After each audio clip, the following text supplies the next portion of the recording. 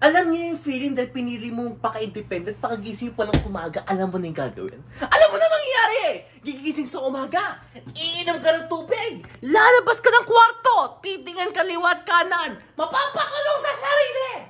Ano kaya ang pwedeng makain? Pero in reality, alam mo na kung ano pwede mong makain. Kung titignan mo ang rep, 4 lang yung pagpipiliin.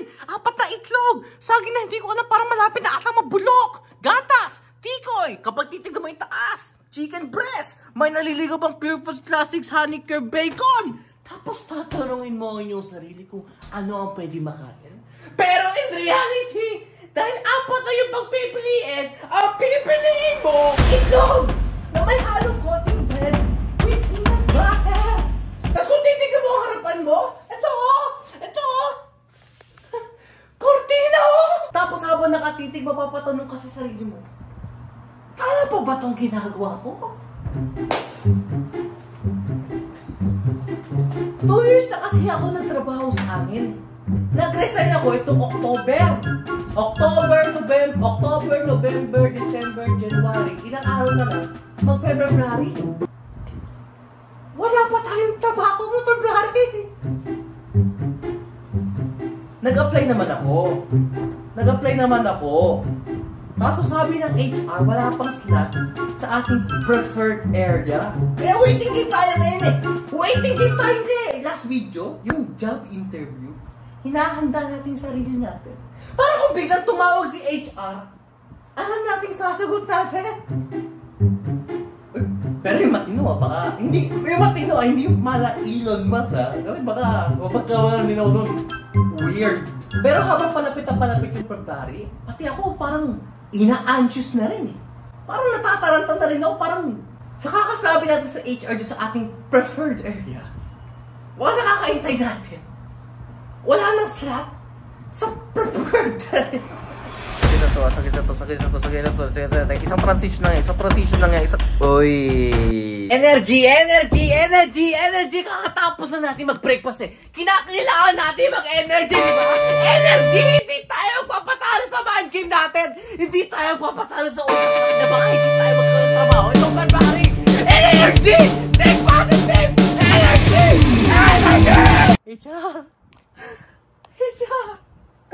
Ichan, baka naman, ang hirap talagang to. Kailangan kita. Ichan, kailangan kita. Ngayon at kailan na. Ichan, kailangan ko magkaroon ng trabaho. February, nakakailangan na ako. Ichan. Tama na. Dapat, alam niyo yan, mga nagpapaka-independent, alam niyo yan, mabilis lang oras dito eh. Halos nakalipas na ang 15 to 30 minutes. Alam niyo yan, sa nagpapaka-independent dyan, baka lipas na 15 to 30 minutes. Alam niyo na gagawin. Hindi maliligo, pero yung mga kinain na pagkain, yung mga pinggan, kailangan ng hugasin.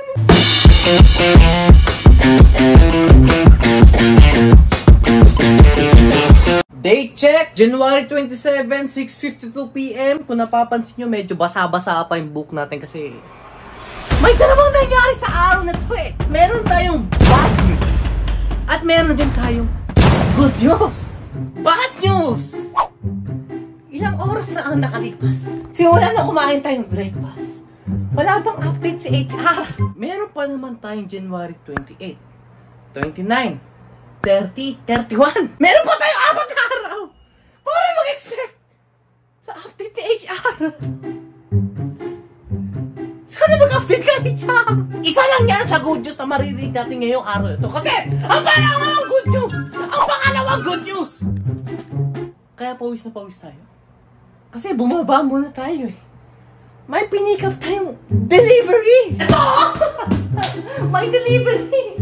Hindi ko alam kung kailan galing pero sabi daw delivery galing sa Shopee. Kailan galing? Delivery! Mystery delivery! Ating information dito. Information details. Kita-kita ka naman ang pagbuklat ng mystery delivery.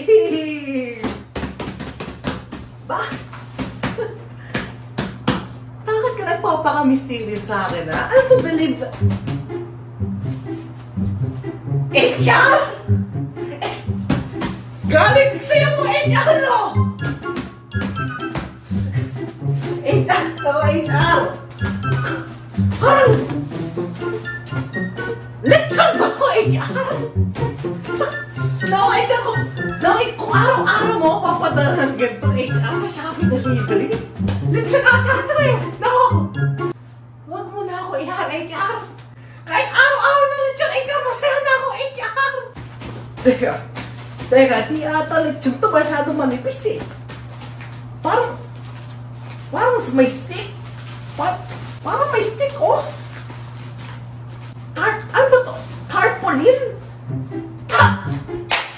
Tarpaulin! HR! Oh my God! You're hired to know! HR! HR, you're hired to know! HR, alam mo, HR, ang lakas mong pakilig sa akin, HR! Kaya pala wala pa akong nare-receive na update. Ito pala yung update na bibigay niya sa akin. HR! You're hired ba to, HR? Sulit naman, HR, eh. Sulit naman lahat ang paghihirap ko, HR. Sulit naman lahat ang paghihintay ko, HR. Pero siguraduhin mo lang, you're hired to, HR, ha? Pagbukas ko! You're fired pala, HR! Tingnan natin. Mahapi! Sa HR!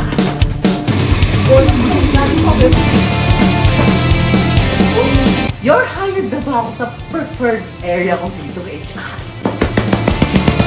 Gusto na nga natin. Mukhang napalambot natin. HR! HR! Ano to, HR? Uy!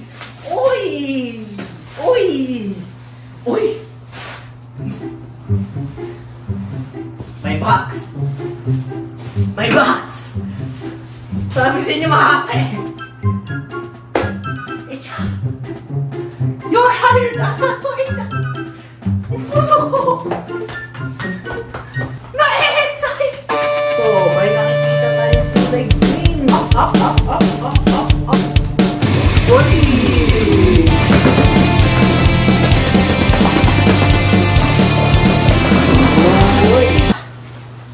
Ano to? Meron tayong black na mahaba, 4 na pangdikit, at kulay green na nangangamoy tarpaulin. Sir!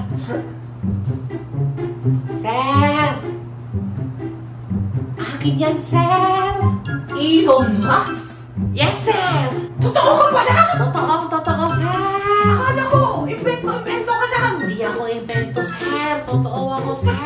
Ba't ka na dito? Kumusta trabaho mo? Ayun na nga problema natin, sir! Huli kong trabaho, gusto ko na naman mag-interview, sir! Bigla sinabi sa akin, why should we not hire you, sir? Why should we not hire you? Oh, sir! Gusto ko na naman mag-apply ng work, sir! Interview pa yan! Pinahire agad ako, sir! Na-fire ka? Yes, sir! Kaya, bumili ako niyan para sa susunod kong work, sir! Sa'yo to? Paano naging sa'yo to? Yan sana yung gagawin ko sa susunod kong trabaho, sir! May gusto sana ako i-apply, sir, eh! Naghahanap ba ng trabaho? Yes, sir! Feeling ko kasi parang hindi sa akin yung mga interview, sir! Parang gusto ko na maging stand-up comedy, sir! Stand-up comedy? Hindi ba stand-up comedy yun? Eh, sir! Wala naman ako balak maging comedian. Gusto ko naman makomento ko sa mga iba't ibang trabaho para makaroon ako ng pangswento ko, sir! Kaya stand-up comedy lang, sir. Baka sakaling may ma-apply ng work, sir. So, hindi ito galing kay HR? Hindi, sir! Galing sa'yo to!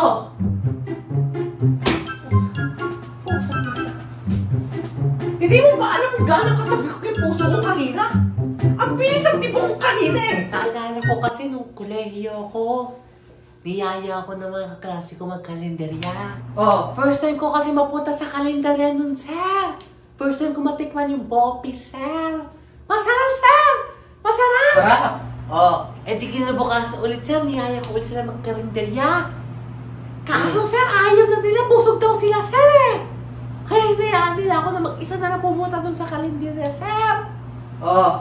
Kaso sir, pagdating ko sa karinderya, nagtingin na kasi mga tao sa akin sir. Ang lakas kasi ng boses ko. Hindi ko pa alam kasi yung mismong tawag sa pagkain na yun. Nakita ko yung pagkain na kinain namin kahapon. Bigla akong sinabi, Te! Isa nga pong boy piece! Boy piece? Yes, sir. Nagtinginan yung dalawang ate, sir. Sinabi yung ate sa kalendarya, boy piece ba to o boy piece? Sinabi ng ating kasama niya, boy piece o boy piece, parehas lang yun! Simula nun, sir. Pagkatapos ko kumain, hindi na bumalik sa kalendarya nun, sir! And that is it for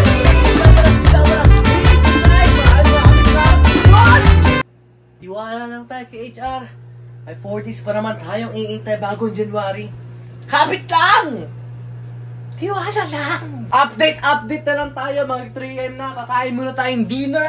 Messed up body clock. Chicken breast everyday dinner. Para hindi magsawa kung ang seasoning natin iba't ibahin. Kung ang season natin ngayon salt and pepper. Para hindi mo umay. Bukas naman salt and pepper. Pero lalagyan naman natin ketchup. Hanggang sa muli! Spider! HR, baka naman! Kamay na! Subscribing!